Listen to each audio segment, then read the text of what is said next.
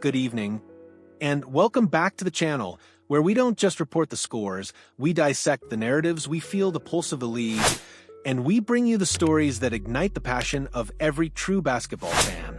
Tonight, we're diving headfirst into a situation that's as exhilarating as it is agonizing, a true high-stakes poker game unfolding right before our eyes. How do you reconcile the sheer, unadulterated joy of watching a homegrown talent explode into superstardom with the cold, calculated reality that his newfound brilliance might make him the most valuable, yet most painful, trade chip on your roster? Isn't it a cruel twist of fate when a player becomes too good for his own good, forcing his team into an unenviable dilemma that could define their future? That, my friends, is the captivating, complex, and utterly compelling question swirling around the Los Angeles Lakers and their sensational guard, Austin Reaves. We're talking about a player who just a short time ago was seen as a gritty, overachieving, undrafted gem. Now, Austin Reaves has not just exceeded expectations, he has shattered them, obliterating any lingering doubts about his ceiling and forcing the entire league to take notice. With LeBron James sidelined for the opening portion of the season, Reaves has seized the spotlight, transforming from a crucial role player into an undeniable offensive force. He's not just putting up numbers, he's dictating games, showcasing a level of offensive firepower that has left fans and analysts alike breathless. But here's where the plot thickens, where the euphoria of his ascent collides with the strategic realities of roster construction. His incredible performance has inadvertently placed him at the center of a swirling trade speculation vortex, with a struggling Western Conference rival eyeing him as their potential savior. The question isn't if Reaves is a star, it's what that star power means for the Lakers' championship aspirations, and whether they can afford to keep him, or if they must consider the unthinkable. Let's talk about the phenomenon that is Austin Reaves this season. Before a recent groin injury sidelined him, he was not merely playing well, he was playing at an all-star, dare we say max contract level. He currently ranks 5th in the entire NBA, pouring in an astonishing 31.1 points per game. Think about that for a moment. 5th in the league. This isn't a flash in the pan. This is a sustained, dominant offensive outburst. For years, the narrative around Reaves was that he was a fantastic complementary piece, a high IQ player who could make plays, shoot efficiently, and defend with tenacity. But many wondered if he could ever truly be a primary initiator, a go-to scorer. Well, with LeBron James missing the initial stretch of the season, Reaves has answered that question with a resounding, emphatic yes. He has proven beyond a shadow of a doubt that the only thing holding him back from putting up these eye-popping numbers was the sheer volume of offensive talent already on the Lakers roster. Too many mouths to feed, as the saying goes. Given the keys to the offense, Reaves has flourished, showcasing an expanded playmaking repertoire, an improved handle, and an uncanny ability to get to his spots and finish.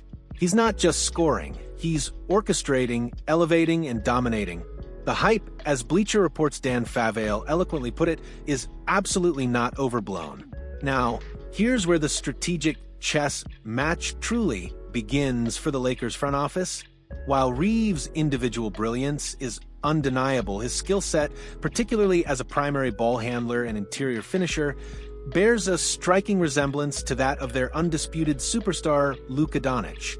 Doncic, as we discussed in our previous report, is a maestro, a generational talent who thrives with the ball in his hands, creating opportunities for rim runners and, crucially, three-point marksmen.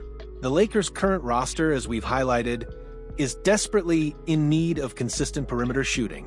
Having two elite ball handlers who excel at getting into the paint and finishing, but who aren't necessarily dead-eye catch-and-shoot specialists, can create spacing issues.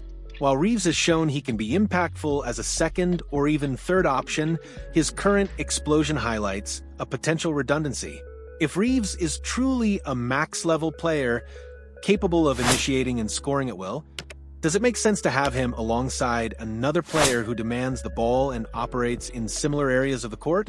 This isn't to say they can't coexist, but it forces the Lakers to ponder if they could optimize their roster by leveraging Reaves' immense value to acquire assets that more perfectly complement Doncic's unique genius, specifically that elusive, consistent three-point shooting.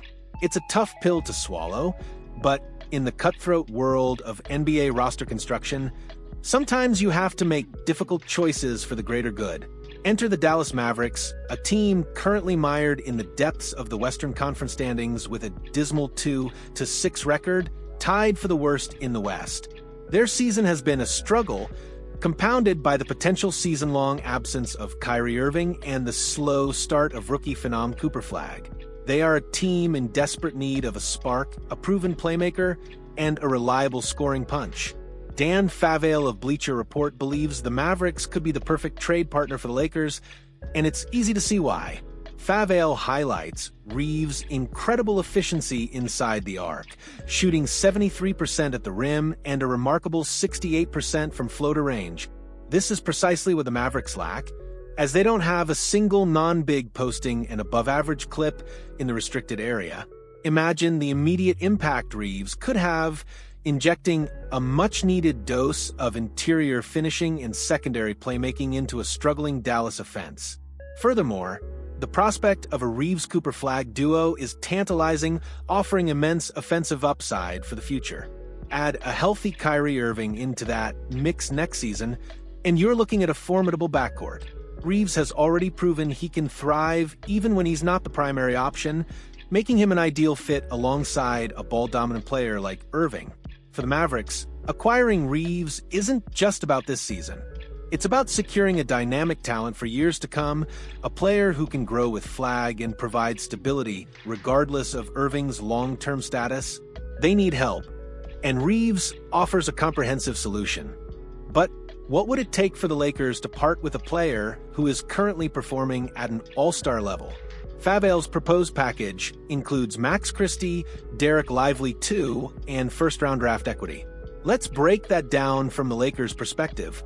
Max Christie is a familiar face, a young player with potential, but not someone who moves the needle significantly for a championship contender.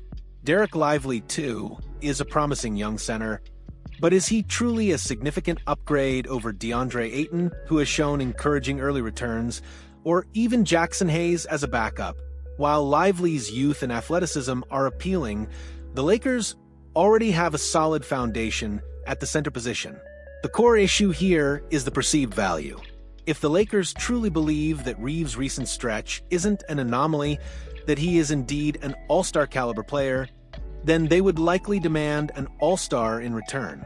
A package centered around young prospects and draft picks, while valuable, might not be enough to entice them to move a player who is currently their second leading scorer and a vital part of their early season success. As the information suggests, it's difficult to envision the Lakers trading Reaves unless it's for a bona fide, top-tier superstar, a player of the caliber of a Giannis Antetokounmpo. Anything less might be seen as selling low on a player whose stock is soaring.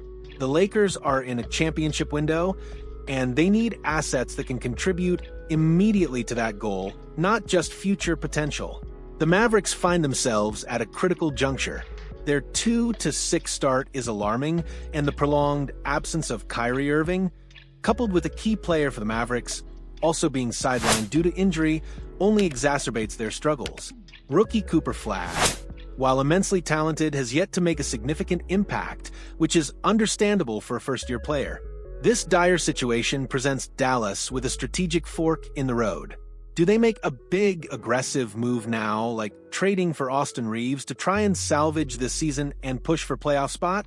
Or do they take a more patient approach, essentially punting on this year, allowing Flag to develop, and going all in next season when Irving is hopefully healthy and Flag has more experience under his belt? The acquisition of Reaves could serve both purposes. He could be the immediate shot in the arm they need to compete now, while also being a cornerstone for their future. However, they must also be wary of Reaves' 2026 free agency, where he holds a player option and could command near max money. This adds another layer of complexity to any potential deal, as Dallas would be trading significant assets for a player they'd then need to commit a massive long-term contract to. Ultimately, the Lakers face an uncomfortable truth. Austin Reaves has become an invaluable asset, a player whose performance has exceeded even the most optimistic projections. He embodies the grit and determination that the Lakers value. But his rise also creates a strategic conundrum. Is he a foundational piece they must keep, a future all-star who will lead them for years to come? Or is he the ultimate trade chip, the player whose immense value could be leveraged to acquire the precise pieces? Perhaps that elusive, consistent three-point shooting that would perfectly unlock Luka Doncic's full potential and solidify their championship aspirations? This isn't just about trading a player, it's about a franchise-defining decision. It's about balancing loyalty and sentimentality with the cold, hard calculus of championship contention.